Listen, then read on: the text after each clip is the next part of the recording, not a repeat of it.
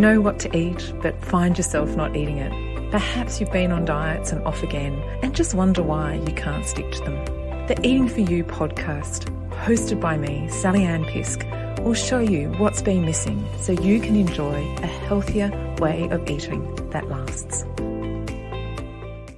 There's lots of interest in weight loss medications, including Ozempic, Wegovy, Mounjaro, and I just wanted to start today's episode by saying very clearly, if you're curious about these medications, considering them, or already taking one, there's nothing wrong with you. Wanting support with your health doesn't mean you failed of taking care of yourself. It doesn't mean that you lack willpower, and it certainly doesn't mean that you've taken an easy way out. We live in a world that places relentless pressure on women and men to control their bodies, to resist hunger and maintain a certain weight, even as our hormones, health, activity levels, and life circumstances change. So it makes sense that many women and men are asking questions about medical options for weight control, and medications might be recommended by your doctors too. As a non-diet, mindfulness-based dietitian, my role is not to tell you what you should or shouldn't do. My role is to help you understand what's happening with your body, what evidence is actually telling us, and what supports long-term health without shame, fear, or blame. What prompted me to record this episode now was reading a systematic review that looked at what happens after people stop taking weight loss medications, because a lot of the attention is given to weight loss and far less is given to weight regain. And that's why many people are left confused, disappointed, and feeling like they've failed if they stop the medications and the weight comes back on. In this episode, we're going to talk about why weight regain after stopping these medications is quite common and why it happens. And it's certainly got nothing to do with you personally.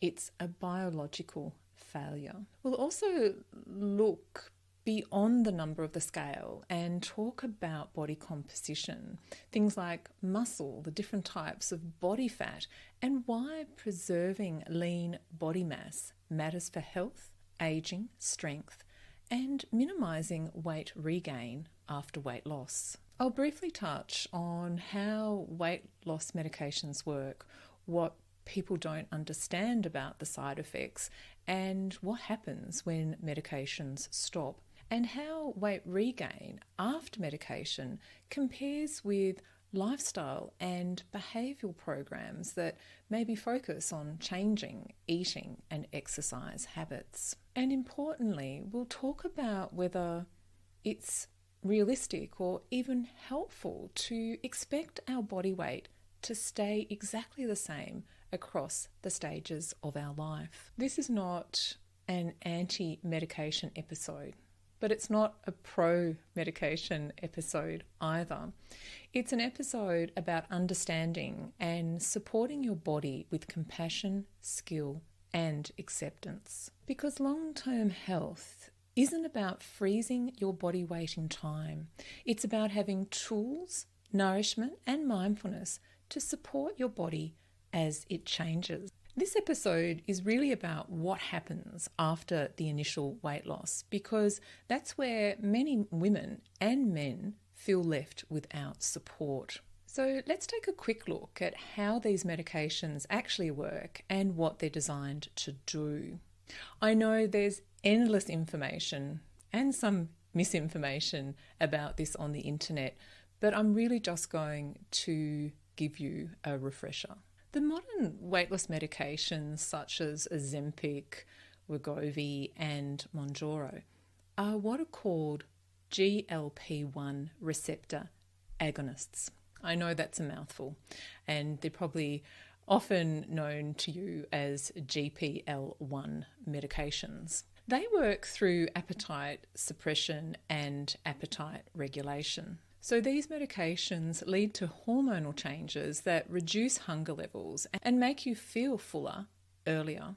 So you eat less. But what they don't address is preserving your muscle, and we're going to be touching on that very soon. They don't necessarily guarantee that you'll get the right range of nutrients that you need from food that you do end up eating. And they certainly don't impact your eating behaviour or skills in relation to your eating habits. And this is what we refer to in the Eating for You approach as the drivers for eating, or your why or your reason for eating. And these medications may not support a more positive relationship with food in the long term. Unfortunately, the conversation in this area often stays focused on weight, where health is much more than that. As I've covered before on the Eating for You podcast, weight does not equal health. Weight as a number on the scales is actually quite meaningless regards to your overall health and well-being. It is body composition that matters, your lean body mass, your muscle, and how much body fat you have. I just want to take the negative focus of body fat or adipose tissue for a moment, because fat has a much larger role in the body than storing energy. It is a dynamic organ in itself, helping us with energy balance, hormone signaling, immune system interactions, inflammatory responses, and thermogenesis, which is heat production. And you might be aware that we have two main types of adipose tissue, and every adult has both subcutaneous and visceral fat. And the question is really about how much fat we have and the relative amounts we have of both of these types of fat and their impact on health, not about good versus bad or pass or fail. Subcutaneous fat is the fat that we have the layer of the skin, and we can feel that as we pinch our body. The visceral fat is below the abdominal wall around our organs, and we can't actually grab hold of that type of fat. And I think it's really important that we don't automatically think someone who's in a larger body is unhealthier or has too much fat, because people who are in a smaller body can have elevated and harmful levels of visceral fat as well. Especially during the aging process, we get more body fat, certainly for women post-menopause, if we're experiencing chronic stress due to that change in hormone levels, or we've experienced long periods of being inactive and having that lower level of lean muscle. Visceral fat is more metabolically active. So what that means, it's releasing fatty acids, the components of fats, and also inflammatory factors directly into our body's circulation. And these promote systematic inflammation and metabolic dysfunction. In simple terms, this type of fat, if we have too much of it, can be behind us having insulin resistance or type 2 diabetes, cardiovascular disease, fatty liver disease, hypertension. So the risks to our health are stronger if we have too much visceral fat rather than the subcutaneous fat. But really, you don't need to diagnose your fat type to improve your health. What we can do is make sure we're getting the right balance of nourishment from our food for our individual needs. Make sure we're incorporating some resistance-based movement. We're managing our stress levels and sleeping well at night. And you might like to go back to my earlier episodes on sleep, because sleep is really, to me, one of the core pillars of our health and well-being, and so important in the regulation of our appetite and satiety hormones and our stress hormones as well. The other thing that might come as a surprise is that if we're doing intermittent fasting and we're fasting for for too long a period, or we're restricting our food thinking that's healthy for our body and our fat levels, it's actually the reverse. It's so important in the long term if we can learn to tune in to what our body's natural hunger and satiety cues are. And if you would like some guidance on knowing what, when, and how much to eat, then please reach out to me. You can either email me your questions or book in for a free 30-minute mindful eating strategy call. And last week, Angela Mills, our guest fitness expert for women, also said you're most welcome to reach out to her if you have any questions about the right type of movement for you. And Angela's contact details are in this episode's notes as well. Our muscle or lean body mass is really important, and you probably hear a lot about this. And I've discussed, changes with our muscle mass and our metabolic rate with weight change in previous episodes. And I liken it this way: when we start a diet or perhaps go on a medication and we're not mindful, or we don't know what we need to do from a food and exercise point of view to maintain our muscle mass, then we can go from having a V8 engine to a 4-cylinder engine. And what that means from a weight point of view is that we need less fuel to maintain that lower weight than when we started with the V8 engine. But muscle is equally important for our overall strength, our balance, and as we age, this really relates to how independent we can be, whether we can stay living at home, whether we're at risk of falls. So muscle mass really is important, as I said, beyond helping us maintain a healthier weight for us. The amount of muscle we have also impacts our blood sugar regulation. And that's why research has shown that resistant exercise helps people manage their blood sugar levels when they have type 2 diabetes. So you won't be surprised by me saying that our muscle actually helps us age well. We can stay more active and engaged in doing what we enjoy. Just a couple of things to point out here before we move on.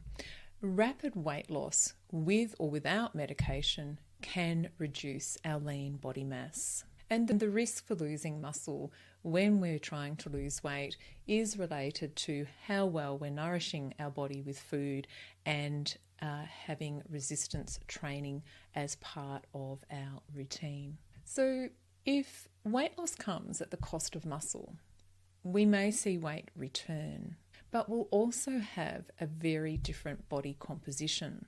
We'll have more fat, less muscle, which means it will be harder for us to maintain that lower weight. Plus, we'll be at higher risk of those metabolic conditions I just mentioned before. Now I just want to briefly mention some of the side effects of weight loss medications. Again, there's a lot of information on the internet about these, and if you have any personal questions, please reach out to me. The most common side effects are around our gut function, and that makes sense if you think the type of medication you're taking is changing your appetite hormones, changing your satiety hormones. So nausea, reflux, constipation, and fatigue are quite common. An unintentional side effect is in your way of trying to manage those side effects, you start skipping meals, you eat less protein, and you have less movement because you just don't have the energy levels. And this can lead to that increase in muscle loss. And I don't need to say it, but I will. That means a higher risk of weight gain and metabolic dysfunction as well. I just want to say, though, that these adjustments to the side effects aren't mistakes, quite understandable responses. You're trying to get comfort in discomfort. But you can reach out for support to maximise the health benefits of taking these weight loss medications, even when you're feeling overwhelmed by the side effects. And my contact details are with this episode's notes. So now I'm moving on to that big question. What happens when you stop taking a weight loss medication? It's estimated around 50% of people with overweight and obesity stop taking a GLP-1 receptor agonist within 1 year of starting. And that's why it's important that we understand what happens when you stop. The systematic review that I read this week was published in November 2025, and it reported on 20 different weight loss medications. The aim of the review was to really quantify the weight gain after the cessation of the weight loss medications in adults with overweight and obesity. The review pulled the results from just under 9,500 participants. And the top reasons why people stop weight loss medications are to do with those gastrointestinal side effects that I just mentioned. But there's also other side effects such as mood swings and lower energy levels that people find really difficult to manage while maintaining the medication. The medications are quite costly as well. In Australia, depending on the medication and the dosage that you're on, you might be paying anywhere from $150 to $700 a month. People with type 2 diabetes do receive a subsidy for their medication. Another reason why people stop taking the medication is that they believe that it is just for short-term use only. Other people feel disappointed and want to give up because their weight plateaus even on these medications. But this is why if we can switch our focus from weight as a number to how we feel in our bodies, how much energy we've got, then we know that any weight loss in the range of 5 to 10% is going to improve our cardiometabolic health. But now let's take a look at the weight regain. In the systematic review, average weight gain meant that participants returned to their baseline or pre-medication weight within 1.7 years. So that was an average weight gain of 0.4 kilos a month. With the regain of the weight, HbA1c, the long-term sugar test for people with diabetes, fasting glucose, cholesterol, triglycerides, and blood pressure also returned to pre-medication levels. It's important to note that systematic reviews report averages, and the review did actually state that some participants maintained their weight loss after stopping their medication. I just want to point out too that in this review, some of the medications included are no longer available or in use. But the message here really is that removing the medication leads to a biological failure, or really a biological change, not a behavioural one. So this is not about willpower or motivation. Medication-based weight gain occurs because the biological support is removed. That's the medication. Appetite rebounds, and if you haven't learnt to tune in to hunger and satiety signals, then that can lead to overeating. But once the medication's removed, then emotional or stress eating habits can return. But I just want to mention this, as I do a lot of work with women with emotional eating habits, those that have been on weight loss medications can still override the medication and eat in response to emotions and stress. So for some individuals, the medication is not going to lower that stress eating response. Medications don't provide you with any skills to cope with this change in appetite hormone levels after the medication is stopped. So the risk remains that when you regain weight, it's mostly fat, which means overall you have a lower percentage of muscle in your body than before you took the medication. And this is why I feel that talking about weight changes is really misleading and doesn't tell the full story, because it really is that balance between muscle and fat that determines our health and our happiness. So how does weight regain after medication compare with lifestyle and behaviour programs? The systematic review reported that weight gain after a program ended led to a regain in weight by 5 years on average. And the cardio-metabolic improvements were also maintained for this period. Just to remind you, the regain of weight post-medication was around 1.7 years. In addition to reading the research paper on the weight loss medications, I also read a couple of systematic reviews on behavioural weight loss programs. These reported that weight regained occurred regardless of what the program included, whether it was to do with partial meal replacement or total meal replacement, nutrition and diet plans, exercise programs, or eating habit behavioural programs. And of note, weight gain was slower when participants retained access to the program after the support finished. And I just want to add in here, with our 8-week Foundations Mindful Eating program, participants have lifelong access to those online resources.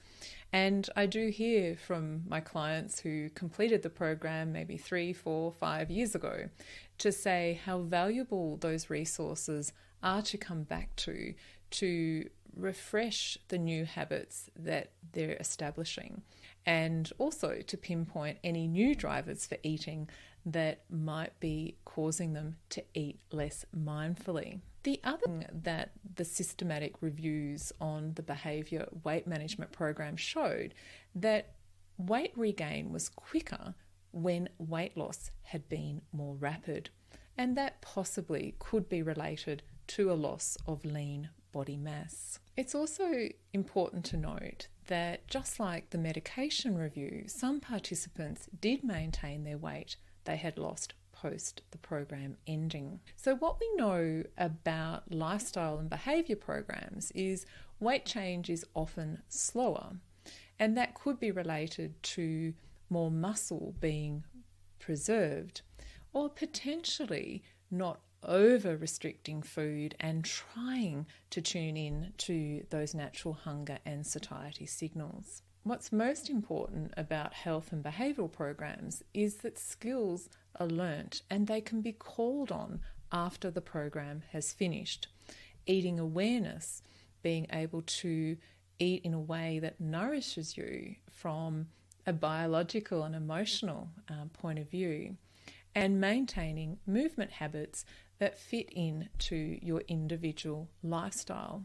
And certainly ladies who complete mindful eating programs with me say that the awareness around their habits is so helpful because they pick up on what isn't working, and they can go back to the basis of their personal mindful eating program and start eating again in tune with their actual physical hunger and stop when they are full. And for those who have stress and other non-hunger eating habits, put back in place the strategies that work for them. In terms of comparing the research from the medication systematic review and the behavioural program one, there was a little bit of difference in time frame, which is understandable. A limitation that I believe for both of the reviews, and the reviews can only report on the studies that have been conducted, is that studies in general report on weight, not body composition. And that's for all of the reasons that I've mentioned so far. If nothing else you take away from today's episode is that it's not weight that's important, it's that balance between the types of fat we have or adipose tissue we have and the amount of muscle we have as well.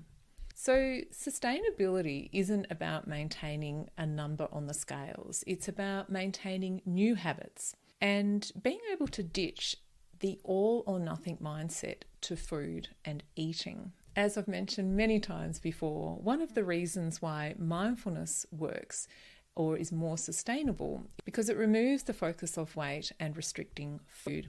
Rather, it encourages you to observe how mindful your choices have been. So degrees of mindfulness replaces that all or nothing view of eating where I have eaten healthily or I have blown it. And of course, when we feel like we failed at something we've tried so many times before, something that we believe should be simple, something that we believe everyone else has got worked out, it can lead to those emotional eating habits occurring where we then overeat or binge eat. And over time, unfortunately, this all or nothing way of thinking about food can lead to the development of eating disorders as well. But I think the true gift of mindfulness is it removes the self-criticism and allows you to build confidence in maintaining a healthier way of eating long term. And this is what many of my current clients and past clients share with me, is that cultivation of self-compassion and self-awareness is what has allowed them to stick to healthier eating for 1 to 5 to 10 years. And many of my guests have graciously shared this in earlier podcast episodes, including Carol and Judy and Valerie, Bronwyn, Carolyn, Gail, Bev, and Annette. And you're most welcome to re-listen to those episodes to find out why mindful eating has worked for them, because it could very well work for you too. So my final question that I want to cover off today is, can medication and lifestyle behaviour programs work together? There is emerging evidence from the scientific literature that medication alongside lifestyle and eating habit support will lead to healthier habits and better long-term health. But whatever you choose to do, I encourage that it is balanced, practical, and realistic. It's also important to ask your healthcare practitioners about whether weight loss medication is being recommended as temporary support for you or a long-term treatment. And I'd like to add in there also to just check with them whether there's another program that you could do, especially if in the past you have really just focused on restricting food to lose weight. And then naturally, it's very difficult to keep eating that way, and it's often unhealthy to keep eating in a restricted way. The weight comes back on.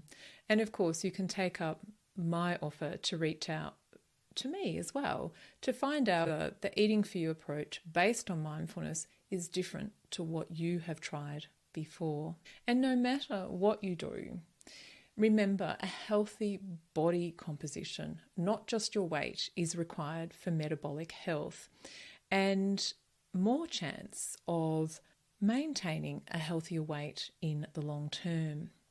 So it's important to have personalised guidance and support to eat in a way that nourishes you. And I'm not just talking about nutrients, but enjoyable food and being flexible with how you eat.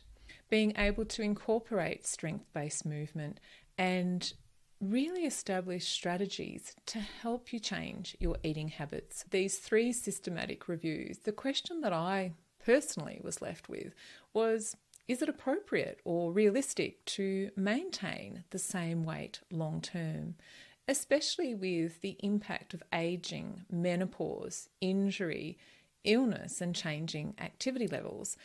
And of course, our changing levels in activity could be related to injury and illness as well. So what if we could have a goal that wasn't around weight stability, but metabolic, physical, and emotional health? What I am proposing, and this is a personal experience of mine, that of my clients, and the scientific literature, is that body weight will fluctuate during our life, as will body composition. So rather than blame ourselves for weight gain, let's focus on what we can change, and that is our eating habits and also our mindset around food. As discussed in last week's episode, it's important to set up realistic routines so habits will endure the ups and downs of life, and you can break out of that all or nothing approach to eating and health. Long-term health and happiness isn't about freezing your weight in time. It's about supporting your mind and body through change. If you have any questions about the content of this episode, please comment below or email me. And if you're ready to start a supportive, non-judgmental approach to eating, then book in for a free 30-minute mindful eating strategy call. And a couple of ways that you can make sure that you don't miss any of Eating For You's new episodes is subscribe to the podcast, but also you have an option of receiving a weekly newsletter as well. And the link to our nourishment newsletter is in this episode's notes. I'm really looking forward to our next episode because it's going to be special. It's going to mark a milestone in the Eating For You approach, and I will be sharing with you what it takes to have healthier eating that lasts. Wishing you a mindful day ahead. You have been listening to the Eating For You podcast with Sally Ann Pisk. If you are looking for additional support to enjoy a lifelong way of healthier eating, then join me in a free 30-minute call to see if our approach is right for you. I have included the link to book an obligation-free call in this episode's notes.